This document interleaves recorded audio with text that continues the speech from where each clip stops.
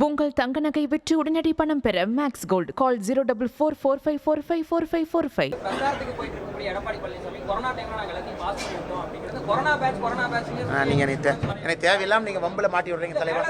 அண்ணே நான் எனக்கு தேவையில்லாம அண்ணன் வம்புல மாட்டி விடுறாரு.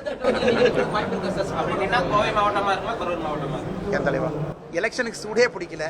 என்ன எலெக்ஷனை பத்தி யாருமே பேசல. துணை ஜனாதிபதி தேர்தலுக்கு இன்னைக்கு தான் எலெக்ஷன் கமிஷன் சொல்லியிருக்கிறாங்க. நாங்கள் தயாராகிட்டு இருக்கோம். அதுக்கே நான் நோட்டிஃபிகேஷன் கொடுக்கல. அதனால் காலம் வரும்பொழுது நிச்சயமாக நாம் பேசுவோம். எடப்பாடி பழனிசாமியுடைய அனைத்து சுற்றுப்பயணங்களையும் மக்கள் கூட்டம் அதிக அளவில் வந்துட்டு ஆட்சி மாற்றத்துக்கான ஒரு முதல் படி அப்படின்ற அண்ணா, அதாவது தேசிய ஜனநாயக கூட்டணி ஆட்சிக்கு வரணும், எந்த மாற்று கருத்தும் இல்லை. மக்கள் எல்லாம் ஆதரவு கொடுக்கணும், அதுல எந்த மாற்று கருத்தும் இல்லை. ஒரு எதிர்க்கட்சி தலைவர் மக்கள் மன்றத்தில் போய் ஒரு கருத்தை வைக்கிறாங்கன்னா மக்கள் கேட்கணும், அதை நம்ம வரவேற்கணும். ஒரு ஆல்டர்னேட் கவர்னன்ஸ் நான் என்ன சொல்றேன், எதிர்க்கட்சி தலைவர் சொல்லணும், அதையும் மக்கள் கேட்கணும். இதெல்லாம் ஒரு ஆரோக்கியமான விஷயமா தான் நான் பார்க்கறேங்க. பிறப்பு விகிதம் குறைவாய் குறைஞ்சிருக்கு தமிழ்நாட்டில் சொல்றீங்க சார். அது எந்த ரேஷியோல சொல்றீங்க, எந்த அடிப்படையில் சொல்றீங்க சார்? ஆனா ஓகே, இந்த புது சென்சஸ் வரலீங்கன்னா டெமோகிராஃபிக் சார்ட், அதாவது ஓகே ஆனால் எப்படி நம்ம சொல்கிறோம் அப்படின்னாங்கன்னா டோட்டல் ஃபர்டிலிட்டி ரேட் டிஎஃப்ஆர்னு ஒரு டேட்டா இருக்குது. நீங்கள் ஓப்பன் டேட்டா, அதாவது குழந்தை பிறக்கக்கூடிய வயதில் இருக்கக்கூடிய ஒரு பெண், அந்த பெண்ணுக்கு மொத்தமாக எவ்வளவு குழந்தை பிறக்குது அப்படிங்கிற கணக்கு தான் டிஎஃப்ஆர். இந்தியாவில் அது 2.1 இருந்தால் மட்டும்தான் பிறப்பும் இறப்பும் சமமாக இருக்கணும். டிஎஃப்ஆர் 2.1. தமிழ்நாடு இன்னைக்கு 1.7. அப்படின்னா தமிழ்நாட்டில் குழந்தை பிறக்கக்கூடிய ஒரு சகோதரிக்கு 1.7 விகிதாச்சாரத்தில் குழந்தை பிறக்குது, 2.1 இல்லை. அப்படின்னா நம்முடைய பிறப்பு குறைவாகவும் இறப்பு அதிகமாகவும் ஆரம்பிச்சிருக்கு. ஸோ இந்த நடக்கக்கூடிய சென்சஸ் மக்கள் தொகையில் தமிழகத்தினுடைய மக்கள் தொகை டிப்பாக ஆரம்பிக்கும். ஏன்னா நம்ம 1.7 இருக்கும் கேரளா, நம்ம எல்லோருமே.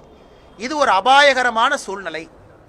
ஏன்னா ஒரு பக்கம் வேலைக்கு ஆட்கள் குறைவாக இருக்கிறாங்க, வடக்கிலிருந்து வரக்கூடியவர்கள் வேலையில் அதிகமாக இருக்கிறாங்க. நம்மளுடைய மக்கள் தொகையும் குறைய ஆரம்பிக்கும் பொழுது நமக்கு வேலையில்லா திண்டாட்டம் கொஞ்ச நாளில் மாட்டோம். வேலை இருக்கும், ஆட்கள் இருக்க மாட்டாங்க. அதனால் இதையெல்லாம் இந்த பாப்புலேஷன் கண்ட்ரோல், படித்தவர்கள் 2 குழந்தைகள் பெற்றுக்கொள்ள வேண்டும் நான் சொன்னால் அப்புறம் சண்டைக்கு வந்துடுவாங்கன்னா, அப்புறம் எல்லோருமே ஆரோக்கியமான குடும்பத்தில் வாழணும். இளையவர்கள் அதிகமாக இருக்கணும். அந்த 18 வயசுலேருந்து 60 வயசு கேப் அதிகமாகவும் பாப்புலேஷன் பல்ஜுபாங்க. 60 வயதுக்கு மேலே இருக்கிறவங்க கொஞ்சம் குறைவாக இருக்கணும்.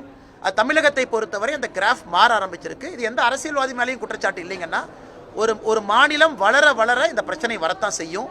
நாம் இன்னைக்கு வளர்ந்துட்டோம், இந்த பிரச்சனை வருது. யூபி எல்லாம் 2.7 இருக்கிறாங்க, டிஎஃப்ஆர் 2.7, பீகார் 3.1. அங்கெல்லாம் இன்னும் யங்ஸ்டர்ஸ் அதிகமாக இருப்பாங்க.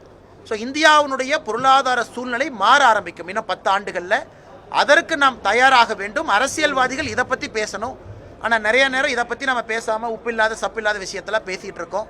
இதெல்லாம் பாலிசி மேக்கிங்குள்ளே வர வேண்டும் என்பதற்காக தான் அந்த கருத்தை நான் முன்வைக்கிறேங்கண்ணா. சரிங்கண்ணா. ஆமாங்கண்ணா. ஆனால் இல்லைங்கண்ணா, நம்முடைய கட்சியின் சார்பாக யார் கலந்துக்கணுமோ அவங்க கலந்துருக்கிறாங்க. கட்சியினுடைய மாநில தலைவர், கட்சியினுடைய சார்பாக இருக்கக்கூடிய மத்திய அமைச்சர், நம்முடைய அகில இந்திய தலைவருடைய பிரதிநிதி எல்லாம் கலந்துக்கிறாங்கன்னா அந்தந்த பகுதியில் எல்லோருமே கலந்துக்கிறாங்க. நான் தொண்டனாக இருந்துக்கிறேன் தலைவா, நான் தொண்டனாக தான் இருக்கிறேன். என் சார்பாக தலைவர் யார் கலந்துக்கணுமோ எல்லாரும் கலந்துருக்காங்க.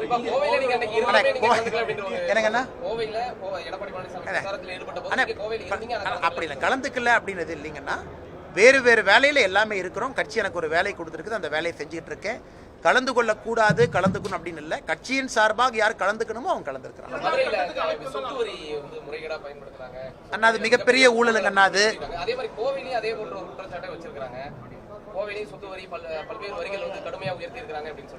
அண்ணா மதுரையில் இந்த சொத்து வரி மோடஸ் ஆபரண்டியை பார்த்த பிறகு தமிழ்நாடு முழுவதுமே எஸ்ஐடி போட்டு இன்வெஸ்டிகேட் செய்ய வேண்டும் என்பதும் எங்களுடைய கருத்து.